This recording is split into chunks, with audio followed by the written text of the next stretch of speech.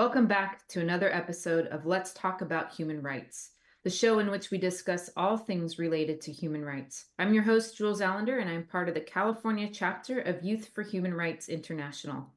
Youth for Human Rights International purpose is to enlighten and educate people around the world on what their human rights are, with specific focus on the United Nations Universal Declaration of Human Rights. And with this education, to enable and inspire the youth of today as our leaders of tomorrow to stand up and secure these rights for themselves and all people on earth. As you know, for each show, we like to take up one right and try to broaden your understanding of how this right is important to you and your loved ones. And for today's show, we'll be taking a look at human right number 1, which states, all human beings are born free and equal in dignity and rights. They are endowed with reason and conscience and should act towards one another in a spirit of brotherhood. Let's take a look at a short video on this specific human right.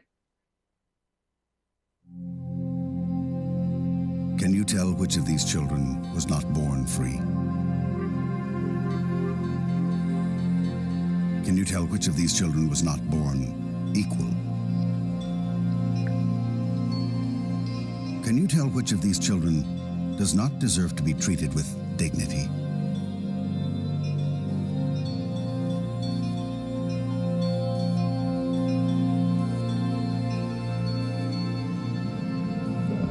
We can't either.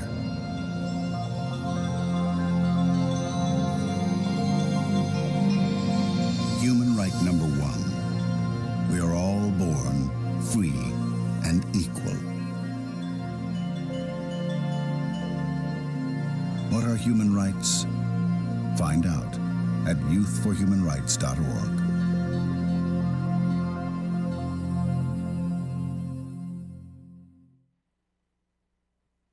Let's take a closer look at this right.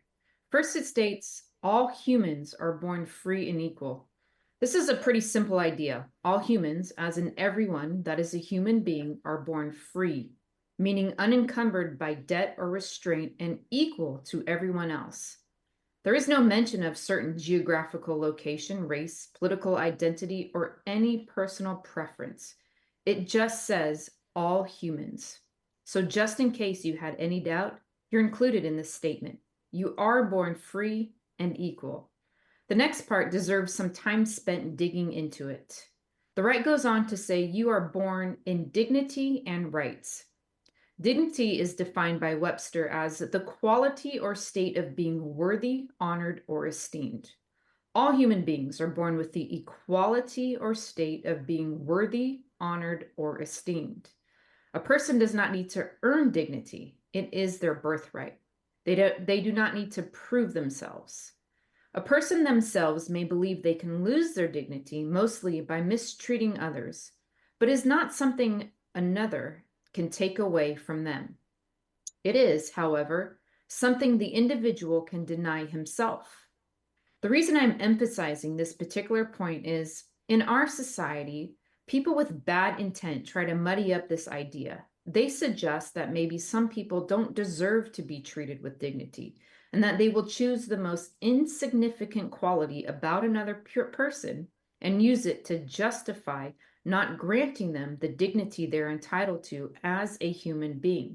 The clothes they wear, the accent in their voice, or the color of their skin. These are insignificant qualities when making a judgment about another human being. Some in past history and even today have gone so far as to try and suggest that some people are subhuman, as if there is such a thing, to justify mistreating them. What is important about another human being is how they treat others. Do they contribute to the betterment of society? Are they responsible to their family, their place of work, and their community? And not just in the moment, but over time. Because who amongst us has not failed at work or in a desperate moment mistreated another? Only by being aware of these qualities can you truly place judgment upon another. And if you do find that they are a scoundrel or a criminal, nowhere is it suggested or does it say, so now you can treat them in an undignified manner. No, you are still honor bound to treat them with dignity that they were born with. It is a truly powerful individual that can treat others with dignity, no matter the circumstances. Even if their actions demand that you restrain them, you can, or at least attempt to maintain some level of dignified treatment. The right, though, goes further and says, they are endowed with reason and conscience and should act towards one another in a spirit of brotherhood. What this is saying is that just as another should treat you as an equal and with dignity, it then goes to reason that you should have a conscience and treat everyone else as an equal and with dignity. The other point to be made is that you should lead by doing the same. You should set an example by always treating others with dignity. In a wonderful essay written by the 21st century philosopher L. Ron Hubbard, What is Greatness?, he points out, and I quote, the hardest task one can have is to continue to love his fellows despite all reasons he should not. And the true sign of sanity and greatness is to so continue. For the one who can achieve this, there is abundant hope. For those who cannot, there is only sorrow, hatred, and despair. And these are not the things of which greatness or sanity or happiness are made. A primary trap is to succumb to invitations to hate. There are those who appoint one their executioners, sometimes for the sake of safety of others. It is necessary to act, but it is not necessary to also hate them. To do one's task without becoming furious at others who seek to prevent one is a mark of greatness and sanity, and only then can one be happy.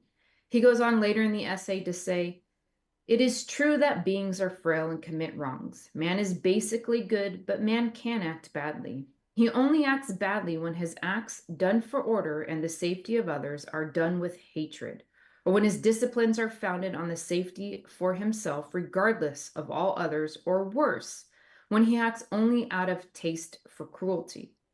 To preserve no order at all is an insane act. One need only look at the possessions in the environment of the insane to realize this. The able keep good order. When cruelty in the name of discipline dominates a race, that race has been taught to hate, and that race is doomed. The real lesson is to learn to love. He who would walk scatheless through his days must learn this, never use what is done to one as a basis for hatred. Never desire revenge. It requires strength to love man and to love him despite all invitations to do otherwise, all provocations, and all reasons why one should not. Happiness and strength endure only in the absence of hate. To hate alone is the road to disaster. To love is the road to strength. To love in spite of all is the secret of greatness and may very well be the greatest secret in this universe. The reason I am reading this to you is as you travel through life, not everyone will treat you with equality and dignity, but that is no reason for you to do the same to them and be like them. You should stay true to the ideal of this first of our many human rights, that all human rights are born free and equal in dignity and rights. They are endowed with reason and conscience and should act towards one another in a spirit of brotherhood and make that ideal a prominent fact in our culture. Before we get to our special guest for the show today, let's take a look around the world at some good news that occurred in human rights. The number of children who have died from air pollution globally is down 53% since 2020. The most recent State of Global Air report was just published, and it found that the death rate from air pollution in children under 5 globally decreased by 53% since 2020. The majority of these deaths came from exposure to PM 2.5, or tiny particles commonly produced by cars, trucks, and airplanes, and a major component of wildfire smoke. And while PM 2.5 levels are decreasing or stabilizing in many parts of the world, a trend that will likely continue thanks to the new WHO air pollution guidelines, they're up to 4 times higher in low and middle income countries. The risk factor of death from air pollution is second only to malnutrition in children under 5. And while they were heartbreakingly still 8.1 million total deaths attributable to air pollution for all ages globally, This is important progress to celebrate because it means progress is possible and we can save even more lives. Today, awareness of the sex trade is steadily increasing. Though it's a challenging topic to discuss, here are a few alarming statistics. A 2008 U.S. Department of State report estimated that approximately 2 million children are exploited by the global commercial sex trade. The International Labor Organization estimated in 2012 that 4.5 million people worldwide were victims of forced sexual exploitation, with women and girls comprising 98% of that number. In fiscal year 2022, the Department of Justice opened 668 human trafficking investigations, an increase from 599 in 2021. That is an over 80% increase. Of these, 613 involved predominantly sex trafficking. Additionally, the Department of Homeland Security's Victim Assistance Specialists assisted 765 victims of human trafficking in 2022, up from 728 in 2021. And with those most alarming statistics, I am going to introduce our very special guest today. Our guest today is Shannon Keith of the Guardian Group. The Guardian Group is one of the most sophisticated anti-sex trafficking groups in the world. The Guardian Group in just 2024 have identified 188 victims, has at its disposal 166 certified volunteers, and has logged 1,650 investigative hours. Shannon is here today to fill us in on this very active and influential organization. Welcome, Shannon, to our show. Hi, Julz. Thanks for having me. Yeah, thanks for being here and taking the time to give us information about your group and all that you guys do in this wickedly evil topic. Absolutely. And the reason, our work is so aligned is because we're 100% on board with your organization. We do believe that all humans are born free and equal. And so when injustices happen, taking those rights away, which, we can all agree that sex trafficking does, then, that's where we just won't stand for it and have focused specifically on that crime against human rights. Yes, absolutely. And so tell us about the Guardian Group.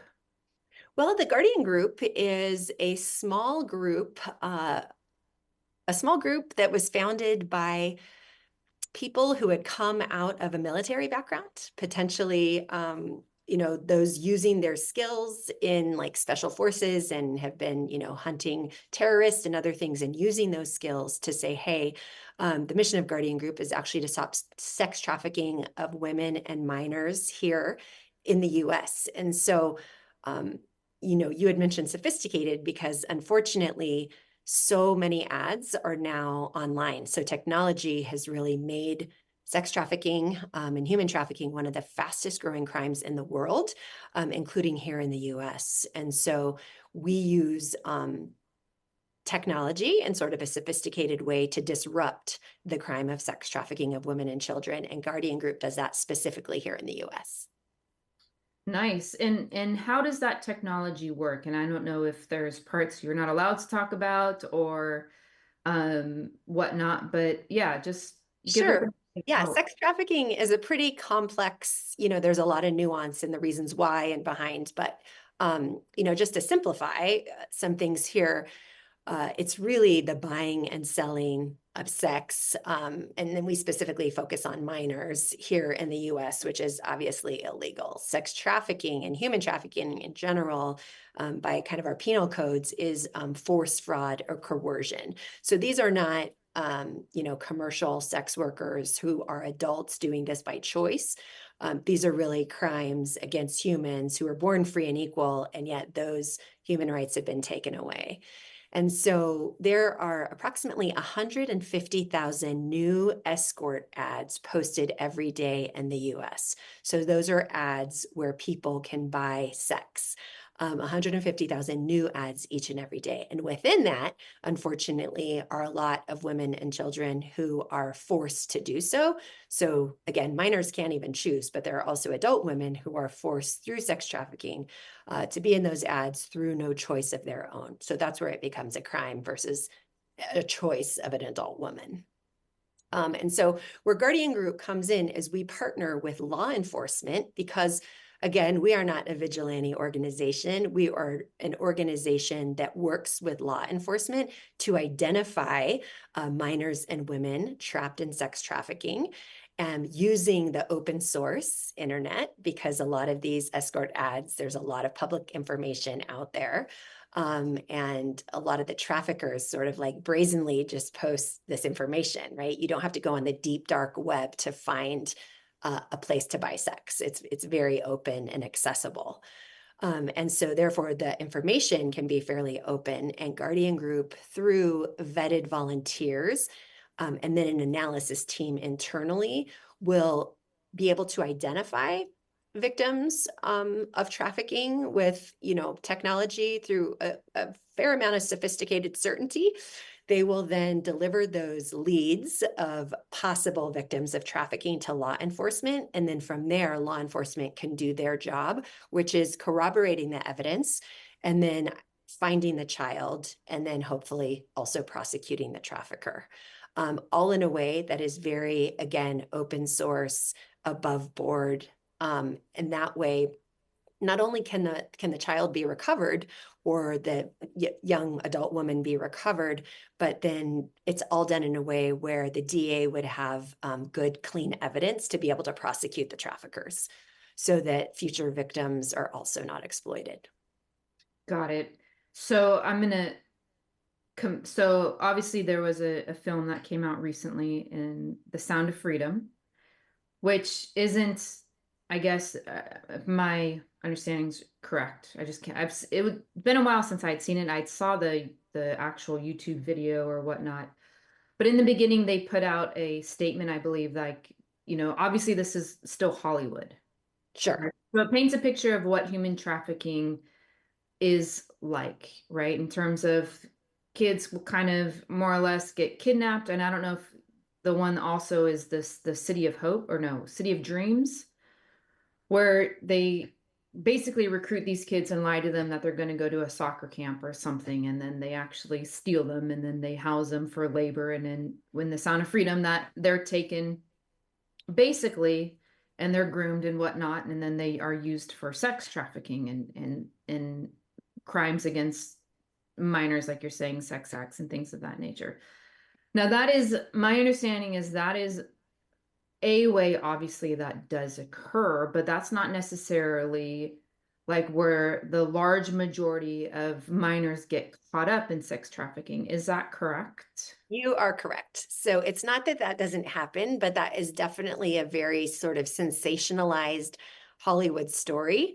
And so it isn't that that has never happened, but that isn't the way the majority of kids find themselves in sex trafficking here in the US. A lot of times, again, that would be also through force, fraud, and coercion, saying, hey, you're going to go to a soccer camp, or, probably more like, oh, you're such a beautiful young woman, you should be a model.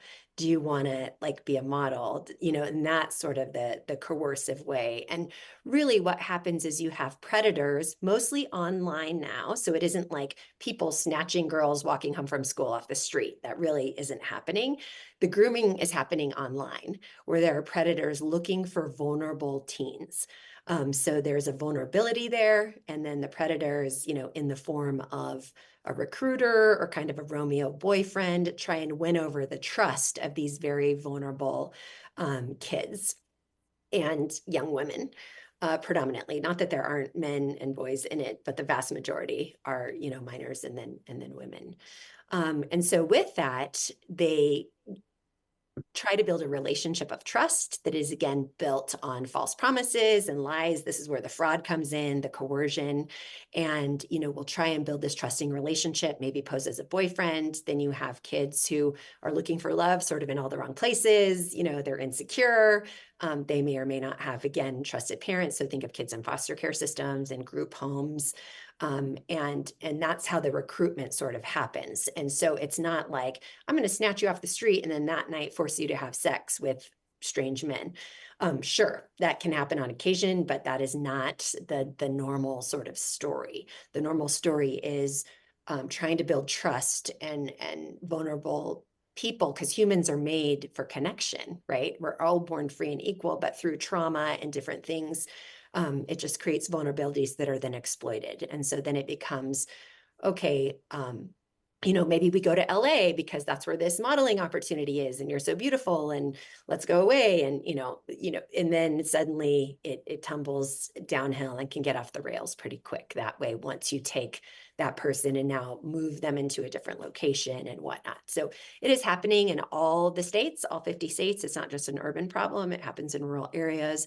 It doesn't just happen across the border. Sometimes movies like to sensationalize things, or these are happening in other countries. Yes, it's happening in other countries, but it's definitely happening here in the United States. And Guardian Group's focus is on victims of sex trafficking here in the US. Got it. Yeah. I mean, I think, right, Hollywood is Hollywood, and it's interesting, and I'm gonna kind of go a little off script here, but when we were locked down in the pandemic, right, and we were just at home and everyone's kind of in front of a TV and internet and everything like that, right? And this, I don't know what got this thought in my head or what exactly I saw or anything like that, but the word television, right? It's just tell a vision, right? So it's not necessarily a report of truth, as we obviously know, and media is media, and the news is, I mean, Hollywood is Hollywood, and their idea and their purpose is basically to make money. Sure. But it can really paint a picture and create realities which are false realities for individuals, for youth, that when you see an actual sign of the potentials of sex trafficking or it happening, you don't believe it, because what you know to be true is what you've seen through movies and crime shows, and people locked and chained in basements to poles and taken in vans and very little to no clothing and then put on the street or whatnot. And so I've talked to a lot of different individuals and organizations in this area. It is definitely one of the most prominent organizations around human rights. Like, it's the topic, right, of sex trafficking and whatnot. And I think what the difference in what you're saying to me, and I think what I would be good to elaborate on is what are those vulnerabilities? Like, if I am a friend, if I am a parent, or even if I'm an individual who is online through social media or whatnot, and I'm posting things and I'm going through something, how am I showing what those vulnerabilities are, and what are those that attract those recruiters, those potential pimps, and things of that nature? Yeah, it's such a good question, Julz, because, parents want to know, and safe adults in children's lives, be it a teacher, a neighbor, whatever, how can we help identify this, and how can we sort of like train our kids to see these signs, right? And there are nefarious people out there. Even I have girlfriends that aren't minors that, get catfished, sort of. You have these people posing as other people, even on an online dating app or whatever. And so really, at the end of the day, not to create suspicion in everyone that they can't trust anyone, but if you don't know a real person, you can pose as anything. You can have any alias. You can say, I mean, we even had our daughter on her Instagram account, for instance. We had told her that it needed to be private, not open. So meaning that she could only have friends and allow people on that she actually knew, real people, kids from school, kids, on the sports team, in the band, whatever. And here there was a man posing to be another teenager. Again, she didn't know him, but saying, "Oh yeah, I'm 15, I'm in high school." It ended up being like a middle age man in a neighboring town, sort of posing and trying to build a relationship with our daughter. And here, I'm in this space. We talk about this with our kids. We're very open about that, and yet, people wanting connection, oh, and a new friend, and feeling flattered, and they liked my post, and now they're on my comments and all of that. So it really is, only be in relationship with people who right? And unfortunately, there's so many young people and they want to be an influencer. That's the new like celebrity thing. Right. Instead of just an actress or a rock star, back in my day, now they want to be an influencer. And so in order to do that, you need to have all these followers, which means there's a lot of strangers you're interacting with. And at the end of the day, it's really not safe, especially just young, vulnerable kids. Now, if you add to that additional vulnerabilities, for people who don't have parents in their lives. So when we talk about the foster care system and whatnot, so when they're getting attention and they're living in a group home or in a foster home online from people saying, you're beautiful. Why aren't you a model? Let's meet up. I want to get your nails done. Oh, what? You don't have money for new clothes? I'll take you shopping to the mall. It seems like too good to be true. And sometimes when things are too good to be true, there's a reason for that, right? It's not real. It's not authentic. And so trying to train our young people on what is real, what is authentic, not that we need to scare them and add anxiety, but we need to say, give healthy boundaries and parameters. Like you need to be acting online with people, just like you wouldn't really reveal private information to random strangers on the street. You also shouldn't do that online. And so the vulnerabilities come, I think, when kids are too trusting, when these predators are really good at what they do.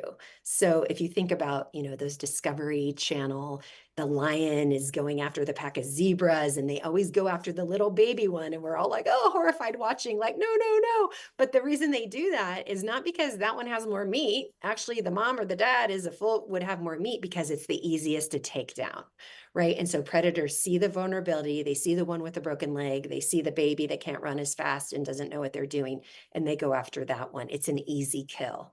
And so the predators in this space, the traffickers who are trying to recruit women and kids that ultimately just make them money. This is a business transaction in the most horrific sense of the word. It is a business, the fastest growing criminal business industry in the world.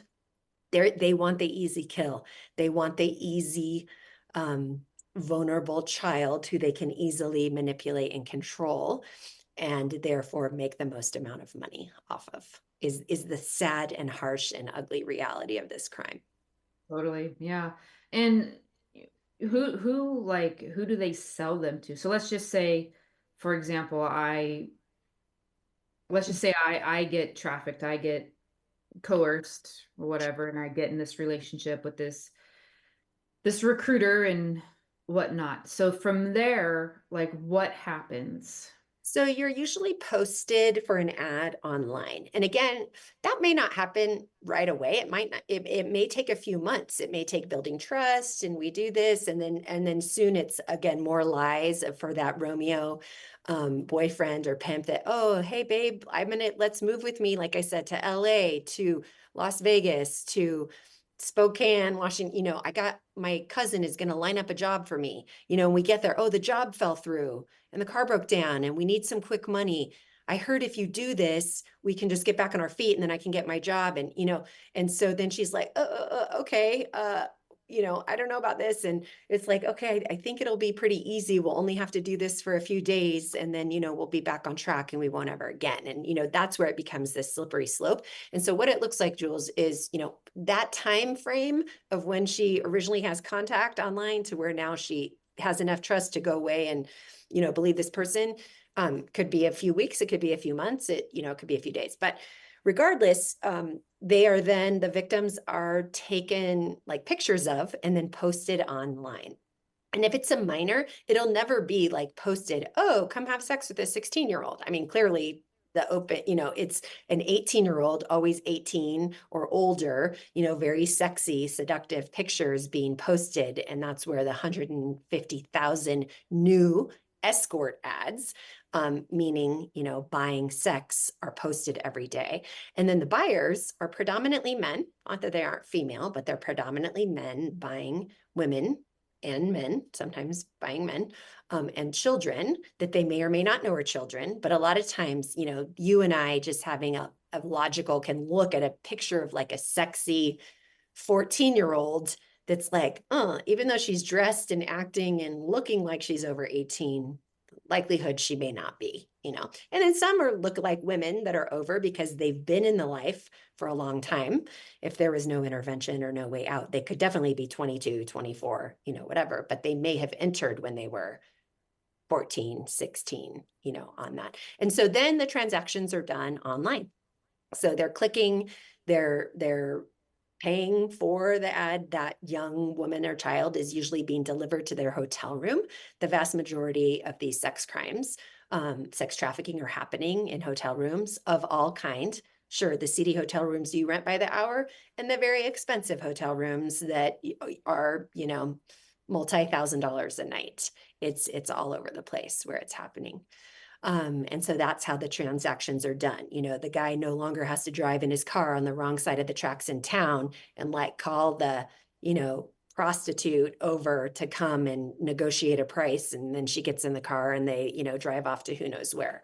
You know, gone are those days, which is why this crime can grow at the rate it is. It's spiking and it's on the uptrend and it's not slowing down anytime soon because it can be done in secret. And so there's a lot less risk. You know, the guy who goes out could be seen by his wife, by a friend, by neighbors, even in the neighboring town. You don't have to do that anymore. And so therefore, when things are done in darkness and under the guise of darkness, they can flourish. And so Right. we're really trying to bring a light, you know, to this crime, to get the things out of the darkness and into the light, to identify these kids through our volunteers and our internal analysis team, serve their potential location and identity up to law enforcement. And then law enforcement could again do their job, the DAs can do their job, and we can try and move the needle on deterring this crime. So that the criminals know, dang, it's too hard to do this. Like right now, it's very easy. If you think about other kind of organized criminal activity, selling drugs, arms, you know, those other things, it's pretty hard. And it's a fixed commodity. And once you sell the kilo of cocaine or the multiple, you know, then you have to make it again and you have to get it over the border again. And all of that is pretty complicated and hard. With a human being, you can sell them over and over and over again. Right. And so it really, unfortunately, is currently a very easy crime, and we're trying to make it very hard. And when it becomes hard, we're hoping they'll move along to other things and that it will no longer be the fastest growing crime in the world. Yeah, it's so sad, you know, that this is the fastest growing crime, especially, I mean, just the child aspect of it, you know, it's just it's a bit mind-boggling that it just isn't taken down. And you It is. know, I agree with you. And because there's also, like, as human beings, I've done a little bit of research on this because I've been in this space for almost 20 years. And in the early days, it's like, of course, I have outrage, tears, you know, there's like a grief cycle that you go through. Like, how do human beings treat each other this way? Like, I can't believe this. We're living, you know, at the time it was like in the year 2000, you know, like we can send people to the moon, we're Mars, you know, and how are we continuing to treat each other like this? And one of my friends is a therapist, and you know, in my moments of grief and despair, you know, just having some friendly conversation, going like on a walk by the river, trying to wrap my head around how this is the fastest growing crime in the world. Like, I get the data and the numbers, but like, really, human being to human being, how are people doing this to children? And how are the rest of us, like, kind of quote normal citizens, allowing this to happen? And there's a thing called the normalcy bias, where I think it's a coping mechanism that we have, where when people hear about it, and maybe even viewers, audience right now that will hear this conversation, and they sort of go, no way, like that can't, they're kind of exaggerating, that can't really happen. I've never seen that in my town, my city. And they kind of normalize, like, that just can't be, because that allows them to a little bit put it on a shelf and go on with their day and all the other hard things that are happening in the world with natural disasters and wars and threats against democracy and elections. And, you know, it's like we live in such a hard world. It's like we get compassion fatigue. And so we'll normalize the really hard stuff basically as a defense mechanism so we don't have to deal with it. Mhm. And I Yeah. think that's what happens, like when good people sort of stand by and do nothing, it's not because they see it in their face and do nothing. It's because they're not looking for it. And the bad guys and gals out there do a really good job in one sense of sort of hiding it Right. on the streets and as we're walking around at the grocery store. Now it's not hidden online. It's pretty, it's pretty brazen online. Right. Yeah. And it's also the ability to confront evil, right? The ability to look at something and go, no, that's actually happening. And although it's so evil, it's hard to believe, like on what you just, said, Yeah, we human. don't want to believe it. Yeah, We you don't don't, want to believe it. Like, don't want to believe it. right. So, Because anyway, it's so horrible. We can all agree that it is so horrible. Like it- nobody looks at this crime and is like, well, it's not that bad. Like if you really, um, yeah. So that's one thing. Everyone pretty much, it's not a political divide, like everyone can agree that this is a horrible crime. It's a complete injustice, and a violation of basic human rights. totally.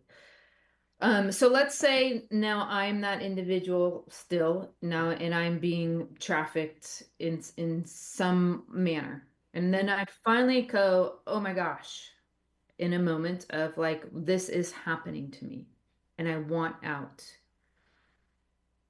Um, I know it's not easy, right? And I've heard that many times, and I truly believe it for whatever for many reasons, right? The comfort, the safety, the emotional relationship attachment, especially when we're dealing with a kid who has past abandonment and, coming potentially out of foster care and things of that nature. But what are the successful things that someone can and should do when they find themselves in a situation like this? Yeah, it is a hard situation.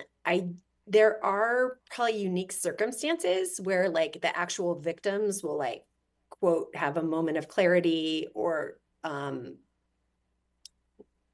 hate to use the term come to their senses because it's like Sure. they've been though that isn't some people get out that way, which is amazing and beautiful. And there's been like sticker campaigns, all along like truck stops, let's say down the I-5 corridor, because maybe that's the one time victims can be away from their traffickers because a lot of times when people are in it, like you said, you were using yourself as an example, the victims a lot of times don't have any autonomy over their own personhood, right? Or agency. So they're not controlling where they are, what they wear, like all of their human rights are being violated that we saw in that beautiful video that you showed at the beginning of the program.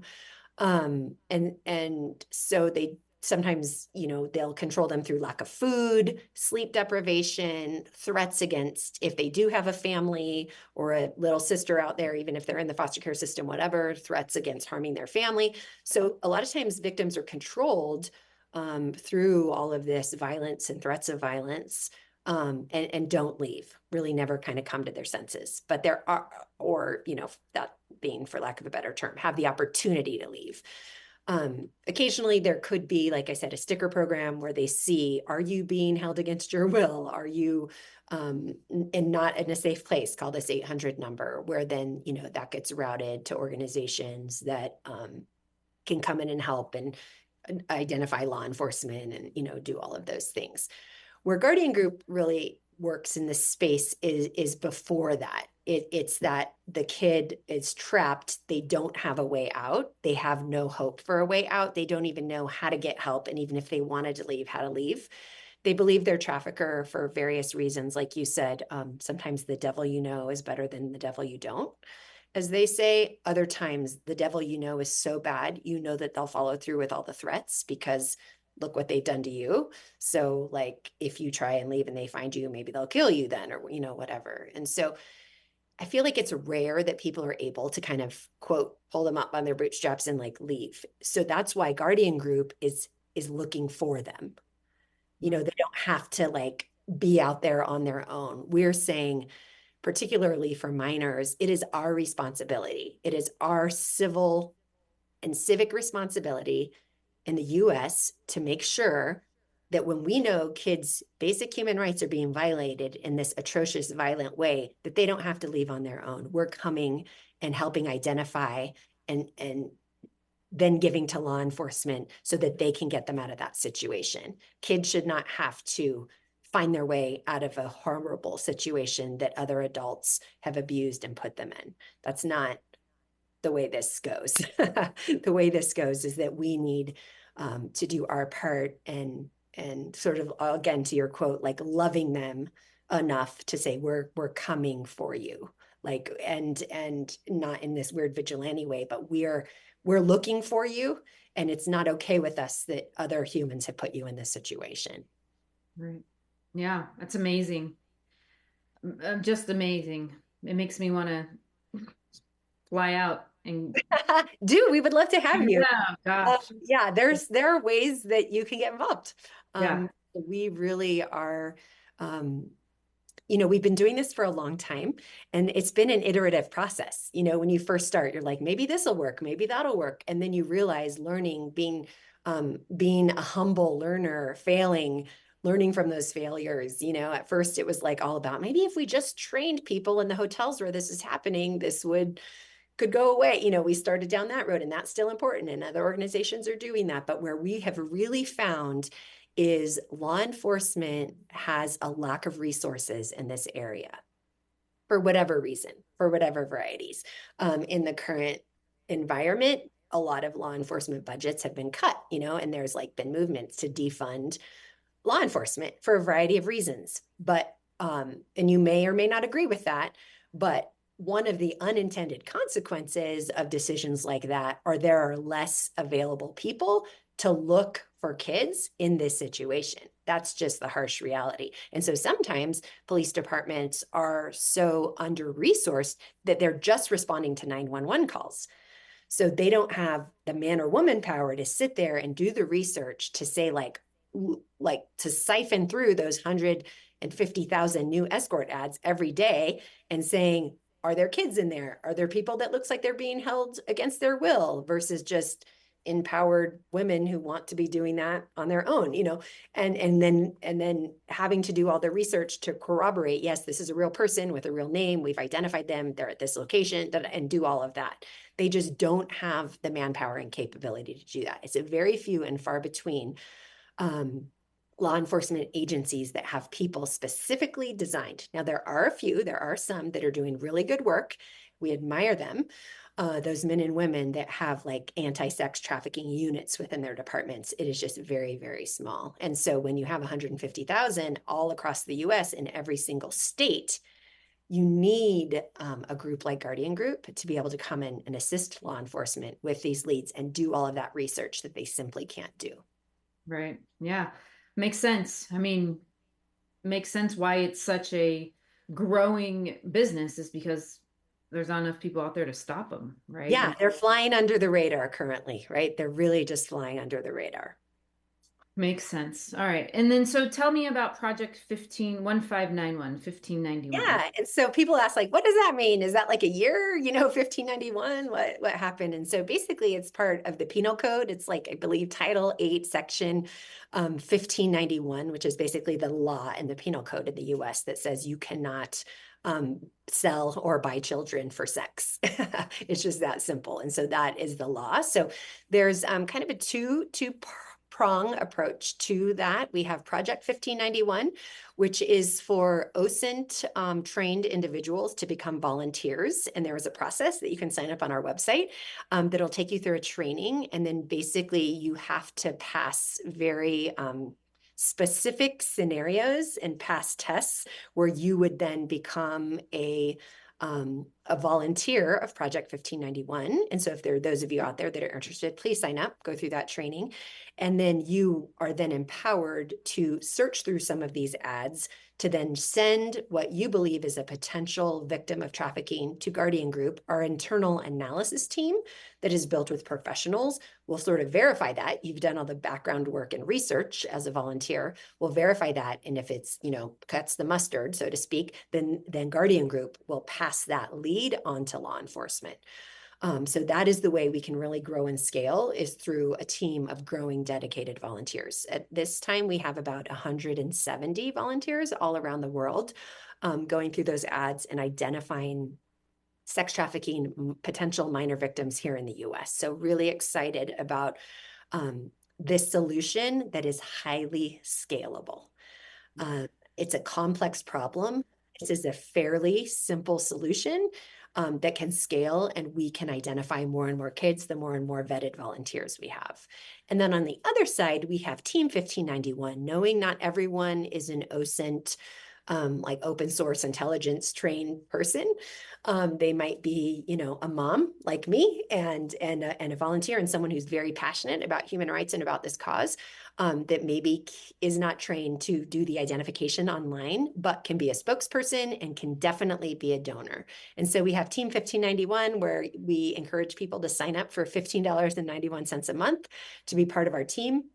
And every, you know, on your whether it's your bank statement or your credit card, when you see that $15.91 going out every month, it will encourage you that you are part of a team that is stopping. We are not going to be complicit citizens in these crimes against children and abusing their civil, you know, God-given rights, but that we are going to stand together as a team and as a group of guardians and saying, you know, not on our watch. This is not going to happen. And so that's Team 1591. Obviously, there are very generous people. There are people who give more than that. You can give any amount that you want. No gift is too small. We have college students, you know, giving $5 a month. We have family foundations giving in the thousands or hundred thousands of dollars in grants to say, Guardian Group is doing a good job and we want to help be part of the team to move the needle where this is no longer the fastest growing crime in the world, specifically not here in the US. Awesome.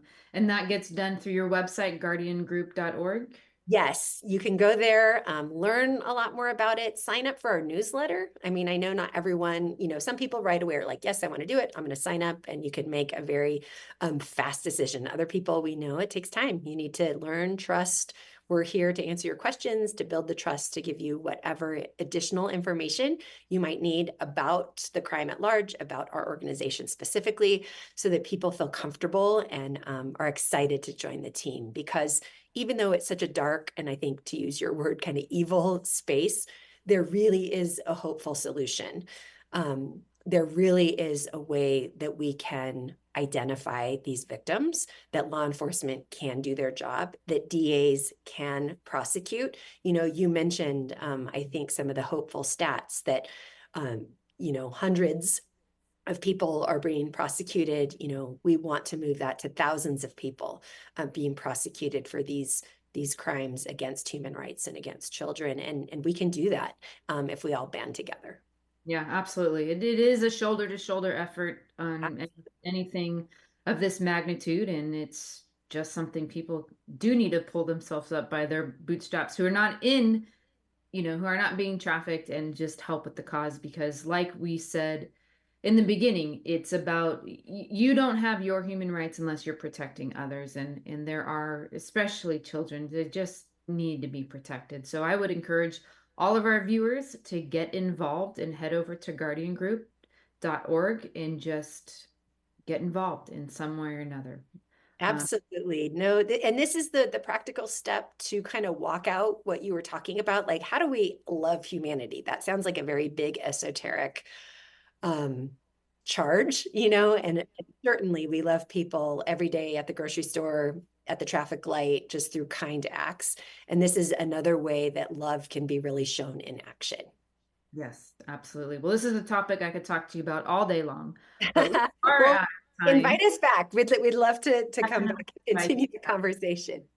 I appreciate your time very much. I appreciate what you do and what you've done for the last 20 years. Again, it's a topic and a subject in an area that is very hard to confront. So thank you. And I'm sure all of those that get rescued are very thankful. So keep on going. Thank you so much. I will give regards to the team. I'm just really, you know, sort of a representative here, but there are amazing band of dedicated men, women, volunteering and working at Guardian Group. And so on behalf of all of us, I just get to represent and say thank you. Thank you so much for caring. Thank you for highlighting the work and all the other good work that you're doing around human rights. Appreciate it. Thank you very much. Thank That's our you. show for the week. I hope you enjoyed and learned something new about a very important topic. And again, we always want to see you get involved, disseminate, and share this information. Until next time, I will see you then.